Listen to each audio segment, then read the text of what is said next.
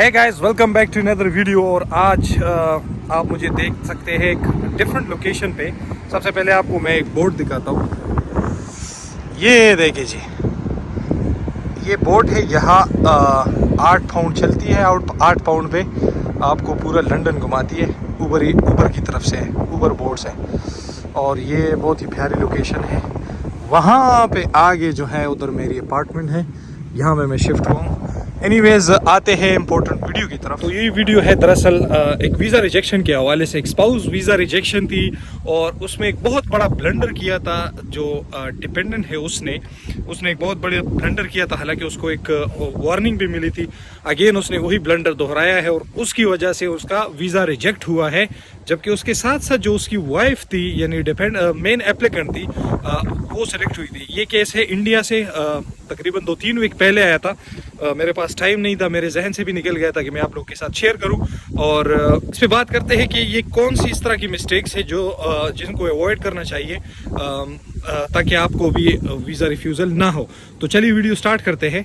तो सबसे पहले तो जैसे मैं हर एक वीडियो में कहता हूं कि आपका जो केस लेटर है वही आपका वीज़ा होता है। तो वही जब आपका केस लेटर आ जाता है और उसके बाद भी अगर आप कोई ऐसी गलती करते हैं जिसकी वजह से आपका वीज़ा रिजेक्ट हो जाए, तो भाई ये फिर आपकी गलती है। ये जो है UKVI या यूनिवर्सिटी की कोई गलती इसमें नहीं है। कोशिश करें कि आप लोग ये गलती ना दोहराएं। अच्छा जी, तो हुआ यूँ कि जब इन्होंने इस कपल ने वीज़ा एप्लीकेशन फाइल की है, तो उसमें जो डिपेंडेंट था उसका 2018 में UK का वीज़ा रिजेक्ट हुआ था। और उसने ये मेंशन नहीं किया था कि मैंने इससे पहले UK के लिए अप्लाई किया था और मेरा वीज़ा रिजेक्ट हुआ है। तो उन्होंने कहा कि शायद इनको पता नहीं चलेगा। बट अगेन मैं इसलिए बार बार कहता हूँ आप लोगों को कि अगर आपका वीज़ा किसी भी कंट्री का रिजेक्ट हुआ, स्पेशली UK का, तो आप मेंशन किया करें। ये कोई इतना खास इफेक्ट नहीं पड़ता आपके वीज़े पे। अगर आप पिछली बार भी रिजेक्ट हुए हो तो आप सच बोले।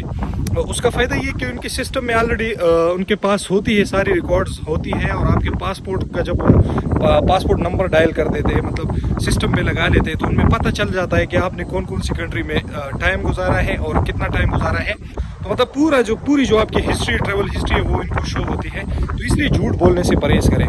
तो जब आपका केस लेटर आया है, तो और दूसरा ये कि वो डिपेंडेंट भी था। भाई जो वो देखेंगे तो वो मेन एप्लीकेंट को देखेंगे। आपके साथ उनका कोई लेना देना नहीं है। आप तो एज डिपेंडेंट जा रहे हैं, तो वो आपके प्रोफाइल को इतना नहीं देते अहमियत, इंपॉर्टेंस देते हैं जो मेन एप्लीकेंट है उसको। तो जी, तो हुआ यूँ कि उन्होंने भी सोचा UKVI ने कि शायद इनसे कोई गलती हुई हो, तो उन्होंने जो है इंटरव्यू के लिए उसको बुलाया। उनका केस जो है, नॉर्मली तो आपको पता है कि UK वीज़ा के लिए कोई इंटरव्यू नहीं होता, लेकिन चूंकि उसने ये बड़ी गलती जो थी, ये एक बात छुपाई हुई थी, तो इसलिए उन्होंने एक और मौका देने के लिए उसको इंटरव्यू पे बुलाया। इंटरव्यू में उनसे फिर पूछा गया कि आपका तो कोई इससे पहले वीज़ा रिफ्यूज़ल नहीं आया। तो उसने स्ट्रेट अवे कहा कि नो। भाई उसको उस वक्त ये भांप लेना चाहिए था कि यार इंटरव्यू के लिए मुझे बुलाया है और ये क्वेश्चन पूछ रहे हैं, तो आप कह देते कि भाई मुझसे गलती हो गई थी, उस वक्त मैंने मेंशन नहीं किया था, और हाँ मेरा एक बार वीज़ा रिफ्यूज़ल हुआ है। तो उस वक्त भी शायद उनको मौका मिल जाता। तो उसका फिर इंटरव्यू हो गया। उसने कहा ठीक है। कुछ दिन बाद जब रिजल्ट आया है तो उसको ईमेल आई है। वो ईमेल अगर मेरे पास पड़ी हुई है तो शायद मैं डाल भी दूँ यहाँ पे स्क्रीनशॉट के तौर पे, जिसमें कहा गया था उससे कि आपको जो है आपका वीज़ा 2018 में रिफ्यूज़ हुआ था। आपने इसको मेंशन नहीं किया गया था, तो हमने आपको सेकंड ऑप्शन दे दिया। आपको इंटरव्यू में भी आपसे पूछा गया, आपने दोबारा कहा।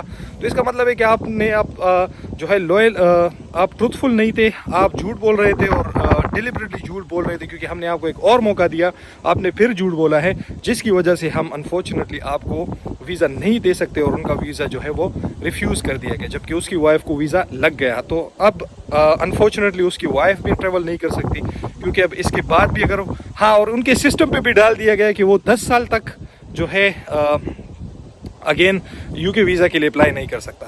तो ये कितना अनफॉर्चुनेट है कि अब वो जो है कभी भी UK नहीं जा सकता इस तरह 10 साल तक, क्योंकि अब उनको कहा गया था कि ये सिस्टम में ऑटोमेटिकली है। जब भी आप UK वीज़े के लिए अप्लाई करेंगे तो ऑटोमेटिकली आपका रिजेक्शन आया करेगा, क्योंकि उसने सिस्टम में डाल दिया है कि अगर ये पासपोर्ट नंबर फला बंदा, पूरे क्रेडेंशियल्स उसके डाल दिए हैं कि अगर ये UK वीज़ा के लिए दोबारा अप्लाई करता है, चाहे वो किसी किस्म का भी वीज़ा हो, उसको वीज़ा नहीं मिलेगा।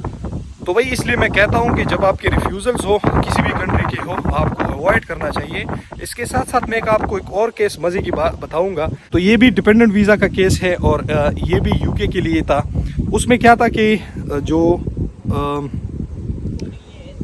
था कि मेन एप्लीकेंट जो है उसकी वाइफ थी, लेकिन जो डिपेंडेंट के तौर पे जा रहा था उसने यूक्रेन में टाइम गुजारा था और वो ओवर स्टेड रहा था। तो वो बहुत डर रहा था। उसने मुझसे पूछा था कि मैं ये लिखूं या नहीं, मैं तो उधर ओवर स्टे रहा था। मैंने कहा भाई आप लिख दो, कोई मसला नहीं है, ओवर स्टे का कोई मसला नहीं आएगा अनटिल एंड अनलेस जो है आप उधर लीगल रहे हो और आपने कोई सीरियस क्राइम कमिट नहीं किया। उसने कहा था नहीं मैंने तो इस तरह कोई लॉ ब्रेक नहीं किया। तो मैंने कहा भाई आप जो है बिला खौफ फिक्र आप अप्लाई कर ले, इंशाल्लाह आपका वीज़ा लग जाएगा। और खुशकिस्मती से 5 दिन में ही उसका वीज़ा आ गया और उसका वीज़ा लग गया और अभी वो जो है 20 दिसंबर के बाद इंशाल्लाह यूके के लिए आएगा और मुझसे भी उसने मिलने का वादा किया है। इंशाल्लाह हमारी भी उनसे मुलाकात हो जाएगी।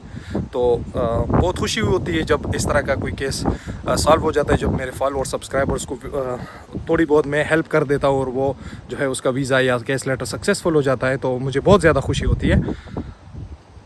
तो इसके साथ साथ मैंने एक और वीडियो बनाई थी जो 4 माइनर मिस्टेक से जब आपका केस लेटर आता है वीज़ा फाइल करते हुए डालते हैं, तो वो 4 माइनर मिस्टेक क्या है, उसको कैसे अवॉइड करना चाहिए, उसके बारे में मैंने एक वीडियो बनाई है। वो भी डिस्क्रिप्शन में मैं डाल दूंगा। वो वीडियो भी लाजमी देखें। जो अगर आपको केस लेटर मिल जाता है तो प्लीज़ प्लीज़ प्लीज़ जब आप वीज़ा फाइल करते हैं तो इन चीज़ों का ध्यान रखना चाहिए, तो आपका वीज़ा जो है आपको मिल जाएगा। तो यही थी वीज़ा रिफ्यूज़ल के हवाले से एक स्टोरी मैंने आप लोग के साथ शेयर की, ताकि आप लोगों को जो है नॉलेज हो सके और आप ये मिस्टेक्स अवॉइड करें।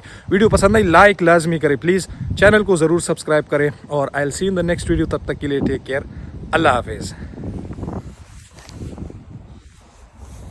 तो यार यहाँ पे टेम्परेचर तो दिखा रहा है 4, लेकिन यकीन करें मेरे हाथ बिल्कुल फ्रीज़ हो रहे हैं, -4 पे है। तो आप लोगों के लिए मैं बाहर निकला हूँ, आप लोगों के लिए वीडियो बनाई है इतनी ठंड में। वीडियो को काइंडली लाइक ज़रूर करें, चैनल को ज़रूर सब्सक्राइब करें और वीडियो में आगे बढ़ते हैं। तो this is the location where I live now, these are the apartments. ठीक है।